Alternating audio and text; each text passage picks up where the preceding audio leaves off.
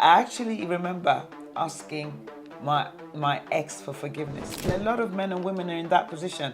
They'll say, I'll never trust another man or a woman again. So I think emotional intelligence is like a skill that, let's say, not a lot of people have. You know, it's like looking at something, a glass. Some people, you put the water in a glass. Some people will see that glass as half full.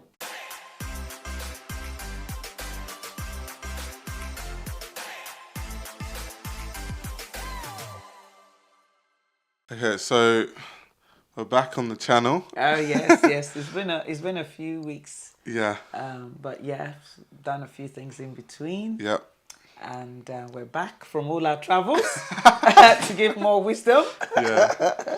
So today there was a topic that you wanted to discuss on your Yes. channel. So what is the topic? Well, really, I just really wanted us to look at some of the reasons why people aren't actually going forward with getting their soulmates. Okay.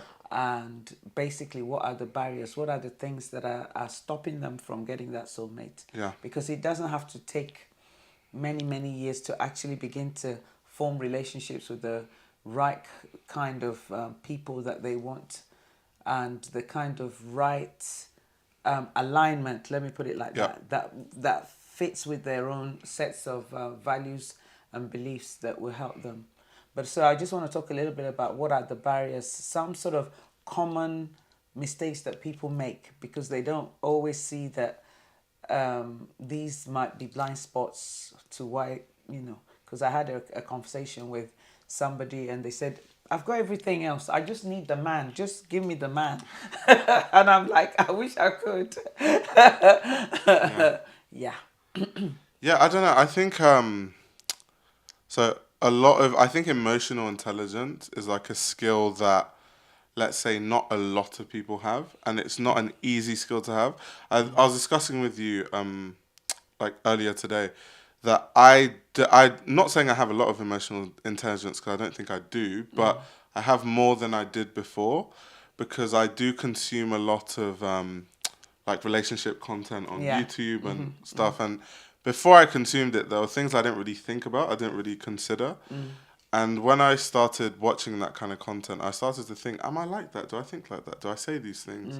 And it really made me think and reflect on like how I behave in like a relationship setting and how like I come across. Yeah. Considering that, I don't think a lot of people consider that. And I think the reason why I got to that point was because I'm the type of person that even if someone says something I don't necessarily like, I'm still willing to, still listen and being see what, open and tolerant what they of- have to say. And that you can learn a lot from doing that. I feel like a lot of people don't get information they need because on path to that, someone might say something they don't necessarily like, and something that's that doesn't it. agree with what they think, and then they just shut it off. And And you've hit the nail on the head because one of the things that I find that people, recently I've started actually going on TikTok, so watch out for me on TikTok.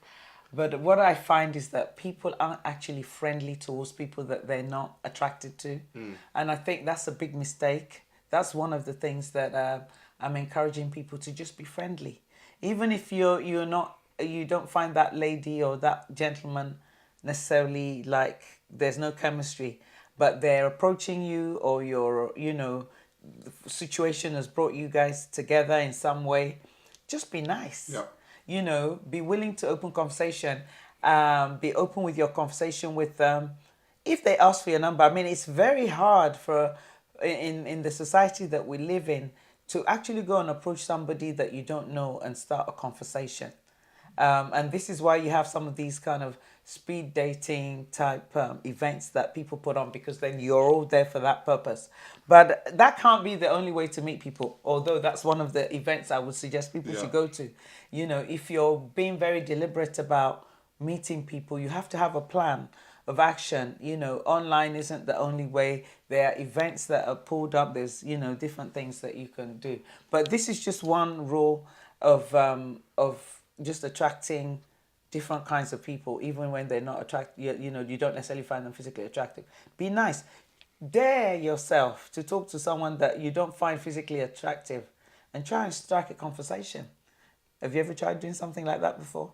The one with Yeah, the I goofy mean, teeth, or I mean, so my philosophy in life just generally has always been treat everyone with respect. So it doesn't matter if I find someone attractive or not, or if someone tries to, which has happened, like girls have like approached me. I don't find them attractive, but I'm not going to be rude. I think everyone like deserves respect. Like they've gone out of their way to tell me they're attracted to me. So why'd I then be mean? Because they've already put themselves in like a vulnerable position. yeah, yeah. And vice versa. So like when guys go to women, I do know that some women take joy in like harshly rejecting people. It makes them feel better about themselves in a way, or doing stuff like that. Personally, I just wouldn't. I just treat everyone nicely. I don't really, man, woman, it doesn't matter. I just think everyone should be Be treated respectful. with Yeah. respect. I mean, you've said something like, for some women, they would actually take pleasure in really cutting this man down to size, and I think Some for men me, do. The and reason why I vice mention versa. women is Yeah, because men are more likely to approach women. So yeah, it's more likely to yeah. happen a woman rejecting a man. Man Yeah. than the other way around. Either way, the harsh reject is usually a residue of something that's happened in the past. Maybe somebody's been jilted in a way that they didn't find favorable. And the next man or the next woman becomes, I'm gonna get you. So one of the reasons why people don't move forward with finding their soulmate is that they still have unresolved issues. And again, this is something that they do unconsciously. You talked about emotional intelligence when we started, and this, to me, is something we all have to work on. It's not something you learn in school. Oh yeah, It's hundred not percent. taught in universities. It's not relationship generally. It's just It's like not. There's no financial syllabus. literacy. You have Exactly. to go out of your way to learn Exactly. it. It's Yeah. not like there's a syllabus in it. A lot of us have experienced things. Obviously, I have lived the experience of having a relationship second time around, and it was very difficult. But I had to put myself out to be able to achieve that, because that's just not what that was not my comfort That's zone. interesting, actually. What I want to know, obviously, because obviously you're in your second marriage. What I want to know is, because I feel like a lot of people, let's say they have an unsuccessful relationship, they then aren't really willing to be open to anything from that point onwards, because it's like, oh, let's say this man did this, so all men are like this way. How are you able to, I don't know, maybe not get past it, but how are you able to sort of still be open? Okay, that's a very good question, and that's one of the things that I really feel is a blockage for a lot of people from Right. finding their soulmate. You feel really hurt, you feel rejected. Yeah. I certainly was in a place where I had lost some confidence, actually, in my ability to actually attract anyone. So that stage, you do need some friends So around you, you felt like you couldn't attract anyone because you've been in a marriage for so long. and it failed. Right, right, So right, you right. feel like I can't even get that right. Right. And as you've said, because it's not something that's taught, I was in a situation, and a lot of people in that situation, where, on the education side, we're really well versed from young. We're taught you have to do well in school, Nigerians. especially if you're coming from an West African background like we are. You can't, mess from a young age. Yeah. But on the relationship front, the kind of message is that you should just be in a successful marriage. That's the end goal. But how you get there, that's your problem. I think that is an issue with, I don't want to say our culture has an issue, but that is one glaring hole where in a lot of Nigerians, the main focus for us is just like academics. So a lot of us do so well academically. Like if you look at stats in like somewhere like America, the most successful minorities by country, Nigerians are like really high up because Nigerians go to like Harvard and MIT and stuff. But it's because we value like education and career so much. But I think sometimes we have such tunnel vision Yeah. in our education and our careers that we don't have any emotional intelligence. Yeah. And people just expect us, like, when you turn a certain age, they're like, oh, why aren't you married? And now you have to marry someone with zero emotional intelligence. Yeah. And that's why there tends to be a lot of issues. Well, I think also our cultural expectations are such that we haven't actually broken it down, the bits in between. How do you get from, okay, I've got my education now, I've got, I'm in a good job. How do I move from that into a successful marriage or Right. a successful relationship? Right. So you kind of begin to now look for people that match you materially rather than people that match you emotionally, Right. psychologically, and all those things. Because, Which is way more important because financial situations change so quickly. Like someone can have a good job, they can lose their job, this can happen, can lose their money, they can make a bad business decision, or they can become even richer. Like the financial situation and circumstance can change so rapidly yeah. over the course of a long-term relationship, which is why if money is one of the holding foundations of a relationship, that relationship is going to break Well, I very mean, easily and very quickly. kind of like what we were saying Yeah. is that that's a barrier, because if you have all the material comforts that you need, then you kind of feel like, okay, the next thing now is marriage. And marriage tends to be the last thing, by the way, Yeah. after you've done all those things. And that's okay. Not necessarily a bad thing. But I think the emotional intelligence, if we were really now looking back in retrospect, I think it's all equally important. Yeah. As early as possible, start thinking about, okay, what kind of relationship do I want for the future? If you decide that, oh, that's not my thing, then that's different. But if you want a soulmate, if you want a husband or a wife, then that's something you need to be planning much earlier. And have a group of people around you that have, that kind of aspiration, so that they can help you to start Right. looking and thinking and maybe sounding off on them. So in terms of myself, when I got, I had a broken relationship, it was a major feeling of failure, because I had like a typical Nigerian upbringing, in the sense that career, tick, Yeah. everything was on point, and I didn't expect my marriage to fail. Yeah. That was just not on the cards. And so when it failed, it was like, this is shame, Right. major shame. So the first thing I had to do was just, where do I begin? I was emotionally in a very low place. I was emotionally broken, actually. And I didn't really want to face people. So at that point in time, I wasn't ready for a relationship. So what did I do in between that now got me out of being able to date again? Was to really self-reflect. Okay. So why am I feeling so bad about this? It wasn't just me that was in a relationship. It takes two. So no matter what you desire, if one other person or both of you are not willing to make it work, you can't really Yeah, make of it course, work. of course. So self-reflection. And I had to really deal with the bits that maybe I could have done differently. And I had to employ the help of others, including a counselor if Yeah. necessary. And that's, again, something that people think, oh, who needs a counselor? You can go and talk to your pastor, talk to your imam or whoever. Why do you need? Yeah. But you need sometimes people who are out of objective. They're not part of your usual network to talk to. But you also need people who are friends, who are close to you, and who are willing to accept you for who you are. So not the one that's financially sound, career-wise, MIT, high up there. People who are just going to be there for you. So in doing that, you have to examine that where I am now, is it going to help me to just take time out and look at what I could have, done differently? What I need now to make me feel able to just be again. Never mind just have another relationship, because that's not the space one is at. Once you're able to do that self-reflection and say, right now, what I need is calm, accept myself for where I am now and not feel like I'm a failure, then you can begin to start to pick up the pieces. Have some counseling if you need the counseling from people who are not necessarily close to you, as well as a few friends. And some friends, trust me, they won't want to be with you because you are now no longer successful because you've got a failed, in quote, relationship. Yeah.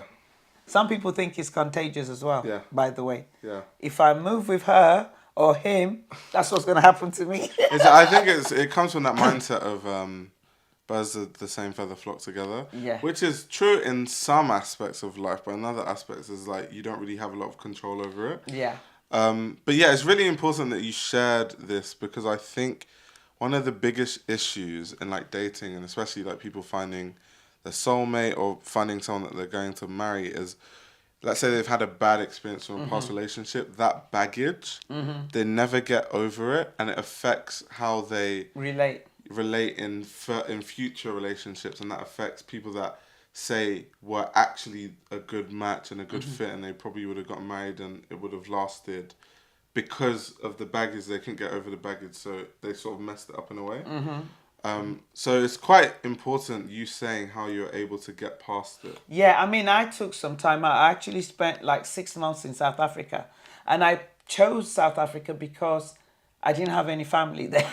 People say, why don't you go to somewhere where you have family? Because it was very important to me to have that space where I didn't have like people who had expectations of me, you know, because my family just wouldn't see me in that way. They've not ever known me to be so down because I was.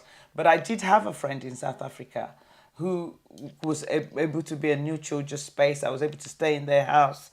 And I remember I used to travel back and forth from UK because I had a young son who he was with his dad during that time because I actually was homeless as well. So it can be very bad, you know, situation, you know, because from my kind of background, being homeless was just out of the question. You're an educated woman. Why would you ever be homeless? But the main thing is that I'd lost my home. That's it. And I was emotionally broken. So how do I get over that? And a lot of men and women are in that position. They'll say, I'll never trust another man or a woman again. I've been once bitten, twice shy. But you're actually cutting yourself off of a learning opportunity. You're doing yourself a disservice. Exactly, because this situation I've never been in before. But it's an opportunity to get over it. And you know that saying, what doesn't kill you, I say makes you wiser. And not I stronger, think a lot of makes you people wiser. don't realize that it's very rare that you can just go through life and not face any adversity. So some people think, okay, I faced the first adversity, that's it, I'm not going to do something. And that's not how you're supposed to react. When you see adversity, you're supposed to overcome it. And obviously, it's not easy. No. If you've been through a bad relationship, you might have to go to therapy. Like you said, there might be a lot of things you might have to do before you can get over it. But it's still trying to overcome it rather than just like throwing it to the side, because it's only you it will affect long term. Like humans aren't made to be alone. There's no one that can tell me that they like their own space long term till the day they die. I know a lot of people like to pretend and claim that they don't need any family, they don't need anyone. Humans are made to be together with other people. You're not supposed to be like secluded and isolated from the world. That's why, you know, in prison, one of the worst things they can do is put you in isolation. People go mad. People That's lose why their it's minds. a punishment, isn't it? Exactly. People lose their minds. People lose their heads. Yeah. It's because we're supposed to be around people. Yeah. And I think also that this discussion is for people who maybe do want to have a relationship, but there's barriers there and they recognize that. It's not for people who have gotten themselves into, I don't need nobody, I don't want nobody, I'm good but by myself. We know people like that, but we also know deep down that's a barrier. Yeah, that's deep a down barrier. it is a barrier. It is a barrier, and that's fine to be in that space for a while. But really, you need to face the situation. What is it that's hurt you? And what do you need? I actually remember asking my ex for forgiveness. Now, that might seem like a strange thing, but that made me feel like I could move on. Because it can't all be his fault while we're where we are. And that's what people don't take responsibility for. And Seeing what they did that was wrong. that could have contributed, Yep. not even necessarily wrong, that could have contributed. And I can already hear some people say, but I was in a domestic abuse situation. My husband or my wife was the one beating me and whatever. Why should I have to go and ask for their forgiveness? And what I would say to somebody in that situation is that you are not taking blame for the whole relationship falling apart. You are asking for forgiveness to release yourself. You actually saying that, forgive me if there is anything I did in this relationship that has contributed to it not working. Not like for you to beat me. You know, like there's Yeah, of some course people not. who say, I mean, whatever you've done, there's no excuse for someone to put their hands on anyone. Yeah, exactly, exactly. yeah. But you can say that, forgive me for anything I've done in this relationship that has brought us to where we are now no longer able to be a married couple anymore. That one, I think we can all work towards that. And that releases you as a person, not really even anything. That person may or may not accept your apology, by the way. Or Of course not. Yeah. that's neither here nor there. But that's just one of the things you can do. The other thing, as I said, is that you can employ the support of people who are close to you. You will lose some friends, definitely, but you can employ the help of some people who have your back in every situation. There will always be one person that will be like that, and be ready to trust their judgment, because part of being emotionally intelligent is recognizing that you have blind spots. And a lot of people don't want that. Don't want to recognize They that, don't yeah. want to recognize that because they have material things. And you know, like money is like a defense. I can afford to buy myself whatever. But, you know, it's like looking at something, a glass. Some people, you put the water in a glass. Some people will see that glass as half full. Yeah, and If some you half ask two empty. people, what do you see? Someone says, oh, that glass is half empty. Someone's going to say, oh, it's half full. That's the same glass of water, but different perspective. And this is what happens when you employ other people. How do I come across? And this is a basis of a 7-step series that I'm But that's actually writing. exactly what I was telling you because so when I was saying that I started consuming all this dating like relationship content, and I started really to reflect like, do I do that? Do I think that way? Because a lot of people never put the blame on themselves. They always want to blame someone else. They never want to take like any responsibility for what's gone wrong. And I think further, especially as I'm getting older, I'm more willing to take responsibility Oh, than I am happy to birthday, blame. by the way. Thanks. I'm just looking at your... Yeah. I don't know whether we're allowed to mention your age. I don't mind. Okay. Yeah, 25. yeah, I just turned 25. Quarter of a century. I'm having a quarter life crisis. But no, so I am more willing now as I'm getting older to see where I've gone wrong first before I start blaming external, because the reason why I do that is because what I've done wrong is what's more in my control. And so if I can change something that's in my control, that's what is easier and quicker to do than anything right. else. That's right. So that's why, but I do think that, yeah, a lot of people don't take responsibility. They don't like to take They don't responsibility. self-respect. It's like this, again, very controversial, this Me Too kind of movement.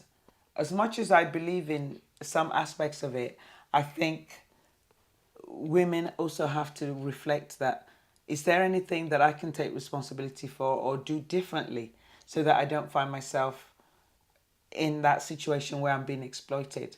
And again, I can hear some people already saying that, how could you say that? How I know where you're dare going. you So say where that? you're going with it is so some people will say what you did there is like victim blaming, right? But so this is a conversation I have with like a lot of my female friends, and like really trying to get them to like understand that. So for example, we don't live in a perfect world. The world isn't safe. That unfortunately, I wish I could live in a world where I can walk to the gym at 2 a.m. and not worry about anything and not have to keep my earplugs out, and if I hear any sound, I'm sprinting away and all that stuff, because that's what I do. But when you realize that, then you have to take precautions. So, for example, I am a 6'2", quite bulky and big guy, and I will not roam the streets of London at 2 a.m. just by myself, because so many bad things can happen to me at that time if I'm by myself. So if I don't do it, why would anyone that's smaller than me and not as strong as me feel like they can do it? And so this is what I try to tell some of my female friends, because they're thinking, not all of them, of course not, but the people that I try to get through to, their thinking is that, well, why should I change aspects of my life just because men can't behave? But it's also, you have to be safe for yourself, because at the end of the day, if something happens to you, you're the one that's going to have to deal with that, no one else. So you do have to take those precautions. You can't, we don't live in, this is not Disneyland. No. You can't like live your life like everyone is nice and everyone Exactly. has the best intentions. You know what I Exactly. mean? And even when we talk about being nice to people, that's not to say that you shouldn't be safe in being nice to people. You know, we were talking earlier on about like you said, in the night you're going to the station, you're focused, and then you hear some footsteps behind you of someone. What do you do? Do you cross over the road and like pace it even, or do you try and sort of engage with the person to find out, are you going to the station as well? And you know, how do you handle that? Because maybe you're feeling a bit fearful. You might be feeling like, oh, they might be thinking I'm a pervert. I'm 6'2". I'm like walking behind them. Yeah, Jenny. So what? Something I do, because I can see, once again, this is me being reflective. I can always like think in someone else's shoes. So if it's at night and I'm behind a woman and I'm walking behind her, I can see from her perspective, all she's probably thinking is it's dark. Yeah, I'm alone in this street. There's this big black man behind me. So to make her more comfortable, I will cross the road. Yeah. And go make sure there's a distance so she doesn't feel like I'm like following her behind her, because I'm not. I'm just trying to get to where I'm going to. Yeah. But she's not thinking. She doesn't know me. She can't read my mind, so she won't know that. So to make her feel comfortable, I will do that. But that being said, you know, you still have to. There's precautions that you can take to be safe. Obviously, I'm trying to make other people feel safe. Yeah. Yeah, and I think we as women also have to make ourselves feel safe. Yeah. And we also have to take responsibility for that relationship that we say we want. Or if you've been in a bad relationship, you have to get to a point where you said, okay, this has happened to me. It doesn't happen to everyone. Yeah. It's not everybody's fault. Which parts can I take responsibility for? I was totally dejected. I think I've mentioned that before. And I thought, how can I not be successful at this? I had a plan, you know. But it involves other people. And like you said, you can only take responsibility for yourself. Yeah. And if you find that you have been a victim of something, then you need to find a way, with the support of others and some professionals if necessary, to get yourself out of that victim situation. And sometimes it is hard, though. I must hard. say. Well, I'm not saying it's easy, because it's definitely difficult. It's trauma hard because to overcome trauma. It's trauma. Yeah. It's trauma, and I was traumatized to the point where I actually saw people like just doing normal things. You know, I come from a school of thought that normal is not great. You have to be doing something exciting. But I was beginning to envy normal because I couldn't do normal things. I was depressed, but I didn't see that was what it was. I just felt like I had no energy to do normal things, so I had to take that time out. Fortunately, I could afford to go and be in South Africa because I had the accommodation, so I just had to gather the money to go, because at this point I didn't have anywhere to live anyway. So, but it was very therapeutic. I was doing all the favorite things I was doing, like I love to do, which is to juice. I was able to run. They drive on the same side of the road as we do in the UK. I chose not to go to Nigeria because I had family there and they were going to be concerned for me in a way that was not going to help me. Yeah. But in that 6 months, what I was able to accomplish was I was able to clear my mind, detox myself, both physically with the juicing and everything. Right, and mentally. And mentally, because I did things that was just for me. What was it, you know, what was I lacking? What happened? Blah, blah. And by the time I came back to the UK, obviously in between initially because I had my son to see during his holidays because he was staying with his father, I was more empowered. And I had friends while I was in South Africa who were able to help me to kind of like just see things from different perspectives. Like you were saying, I said, how do I come across? They said, at the moment, you just need to rest. You just, emotionally, you're a wreck. Right. So you need to recognize that, because what the past doesn't have to affect your future. Yep. Because the way you position yourself is what will make you more or less attractive.